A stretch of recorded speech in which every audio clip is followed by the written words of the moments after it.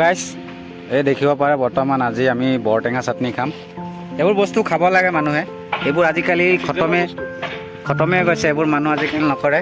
আজি মই ডিউটি বাদ দিছোঁ বৰটেঙা চাটনি খাবলৈ। এই চাব পাৰে মহলটো, এইটো পথাৰ হয়, পথাৰ বহুত, এইটো পথাৰত খাইছোঁ আমি আজি চব মানে কাম চাম এৰি দিছোঁ।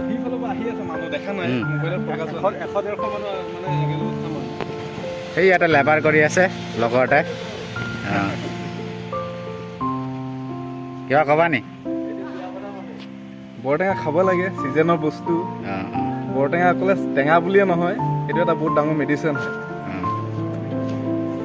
এইয়া বৰ্তমান এই হৈ গৈছে পুৰা বৰটেঙা চাটনি, শুকান জলকীয়া দি মাল বনি আছে।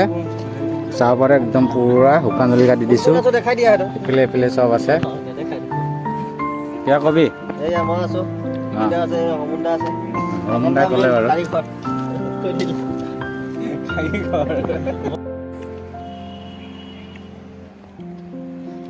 লাগেই ধৰে নহয়।